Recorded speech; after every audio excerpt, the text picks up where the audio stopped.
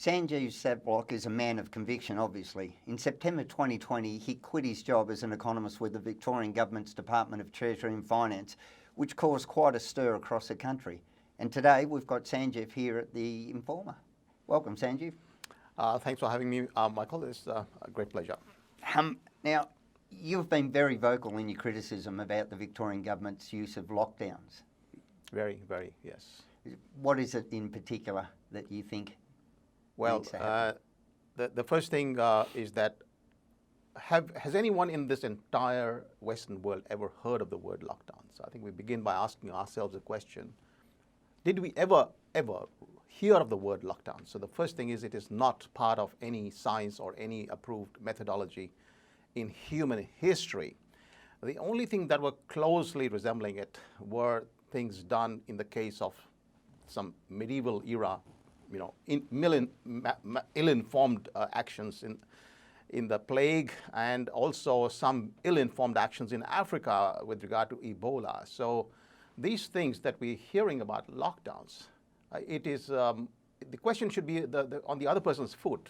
Say, when did you last hear of a lockdown? When was there ever a lockdown in human history? What makes this particular pandemic such that even when you look at the data, there's nothing to see that's beyond nothing. There's nothing here in terms of a serious pandemic from any kind of data that you look at. So what makes this so special that we're doing lockdowns? So my question is really not even I'm opposing lockdowns. Why are people talking about lockdowns? And so the question is, when I look at the lockdowns invention, it was very clearly for the respiratory viruses. It was clearly studied in the literature in epidemiology, and it was rejected outright as a very harmful method. And so it has never been in any of the official pandemic plans anywhere in the world for the past, hundreds of years. And then we have the Mr. Xi Jinping, the president of China, personally inventing the lockdowns for a respiratory virus in between 7 January and I think probably the 20th of January this year. And we have complete and unambiguous evidence of his invention, direct invention. And when he did that in Wuhan, everyone said, what the hell are you doing? And everyone was astonished. And WHO said, the chief of WHO said, this is not a recommendation of WHO. We've never done this in public health history. He said that. It's all clearly on record. So the question is, why am I supposed to explain why a lockdown is bad? Why is the entire world not asking this fundamental question? When did you last hear of a lockdown, people? When was it there in your history books? When is there in any science book? Where is the evidence that this ever worked? Please, so the foot is on other people's, the burden is on other people's to demonstrate that lockdown is even a thing. It's not a thing, okay? We've done the most stupid thing that we could possibly do, which is to copy Xi Jinping. In Wuhan, we copied the guy. Can you believe the West simply collapsed?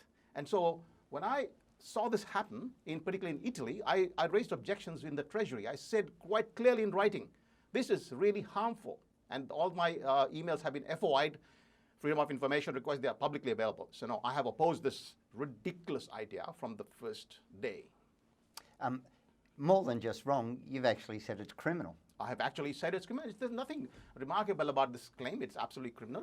In fact, Josh Frydenberg, the Treasurer of Australia, has called this the effect on mental health torture. He's actually used the word torture.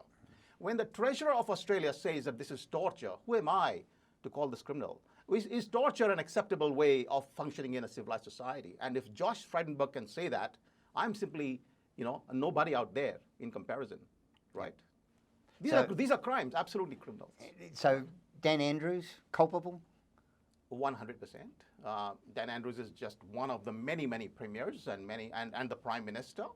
All the parties, the Liberal Party, are actively in support of lockdowns when they have not ever, in any of their manifesto, did ever the Liberal Party or the Labour Party ever say to us that, guys, when this thing happens, which is like about 2% extra deaths in a particular year, like Sweden, there's 2 or 3% extra deaths, and that, by the way, is very minor compared, because they had lower. I explained in my last interview how they had much fewer deaths in 2018. That led to what is called the dry tinder effect. So they had a little bit extra deaths here this year.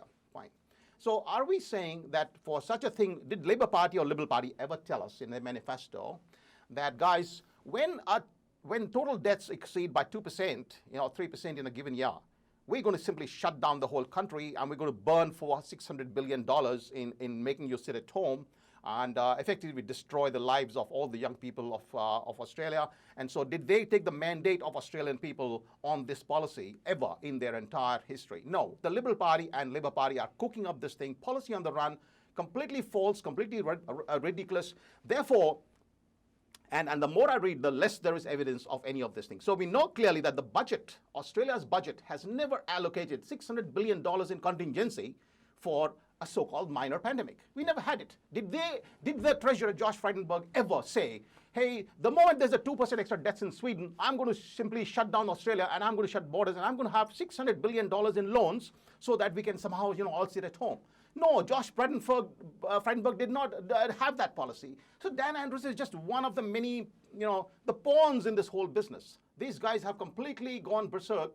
And so I have been objecting to this from the beginning. And I don't think anybody with some reason who can ask some fundamental questions. When did we ever have lockdowns in human history? Never. Did the Liberal and Labour Party tell us that they're going to have lockdowns when they do this, when there's a minor pandemic? No, they never said that. Did the government budget, and I look at the budget side, did we ever have any contingency for $600 billion to be burnt the moment there's a minor lockdown, pandemic? No. So the foot is on other people to prove to me that this is anything. It is a thing. It's not a thing. It is absurd panic and mania. It's hysteria. Yeah. As an economist, you actually study human behaviour and the thought processes go into it, not just the figures that drive it. What do you think is driving their decisions? I think in the book that I wrote in October, I explained in a chapter what are the possible drivers of this entire hysteria. I called the book The Great Hysteria and the Broken State. So the state has completely collapsed. The idea that we have a government doesn't exist. It's now basically a bunch of panic-stricken, headless chooks who are trying to allegedly run the country, but they don't have any sense left in them, therefore they cannot run the country anymore. And that's why I'm in politics now. But the point about the hysteria is very important, that among the causes, that's what you're asking, what caused these guys to do this? Well, and that's where I wrote another 40-page letter. I co-signed a letter to the ASIO about the role of CCP in causing the hysteria. And so it is very obvious, you saw this fake videos come in, people allegedly falling on the roadside. Well, it's never happened anywhere else in the world thereafter. There were so many other fake things cooked up by CCP, and you know that CCP doesn't send any videos out of China. Everything is under complete control. Anything that goes out is leaked for a particular purpose. So it's very clear that they followed a strategy of essentially planting a Trojan horse, causing the panic in the society. Now that the panic got created, the politicians went panicky, and of course we had people like Imperial College, which is very close to China. The Imperial College is very close to China. Xi Jinping has visited this in 2015. He has a great relationship with China. Thousands of people engaged between the Imperial College and China and the research institutions. And the Australian has published 1 million people. Their names were released of people who were actually planted by CCP in companies across the world. CCP has done a fantastic job. I commend Xi Jinping for really doing the most amazing genius activity to completely collapse the West in a matter of few weeks. He completely collapsed them because he took over the WHO. The WHO's chief in China said this, we never recommended in our history. But then this Tedros comes in and says, who's actually been appointed by China because the entire Belt and Road Initiative countries of Africa voted for him, and he's a communist politician from Ethiopia. He is not even a doctor. He's got no knowledge. And he's a communist politician, who's the head of the WHO. China planted him. So with the help of WHO, with the help of Belt and Road Initiative in Italy is a Belt and Road Initiative country. With the help of all these things and this panic, and if you look at the email I just released, the emails, Fauci's emails, in that email, a CCP member is telling Fauci to lock down immediately. That is on 15th of March. And we see this evidence of all these news agencies of China asking Boris Johnson and Trump to lock down. It is a complete orchestrated, panic creation. And so all these politicians, the public started panicking. They started buying the toilet rolls and so on. We know what happened here. Panic, complete panic, right? And once the panic hits, the politicians had no way to go. They did not have the courage of conviction. They did not understand the need for following our own pandemic plans, which, by the way, had considered much worse pandemics and had refuted the idea of lockdowns. It's all there in our own official plans. But our politicians cooked up new policy on the run. And within, I think I'm estimating around the 18th or 19th of March is when the cookie crumbled and the West crumbled. And we saw, I forget the David Starkey, what's his name? He's actually given a very good explanation of what happened when Boris Johnson got panicked. And of course, we had nothing but, we copy England, whatever they do. And so we basically collapsed. So what happened here is really interesting, and the world will find out in due course. And I want all those documents to be released, the internal cabinet documents, to see what happened. But it's a great question, yes. You've actually started your own political party called Australian Representatives with Peter Harris from the Family First. Yes. What are you hoping to achieve? Well, we basically have to get rid of this Liberal and Labour Party. I mean, a so-called Liberal Party is the greatest enemy of liberty in Australia's history. We never had a greater enemy of liberty than the Liberal Party of Australia. They call themselves liberal. Do you know the meaning of the word liberal? It comes from the word liberty. And liberty was something completely foreign to Mr. Scott Morrison, who's anti-Josh Frydenberg and the whole gang, basically, who are crushing us at every step by shutting down borders, supporting all the internal closures of borders, which are completely unconstitutional, supporting the lockdowns. In fact, he himself has used the word that he would like to use draconian policies. That's the word used by Scott Morrison.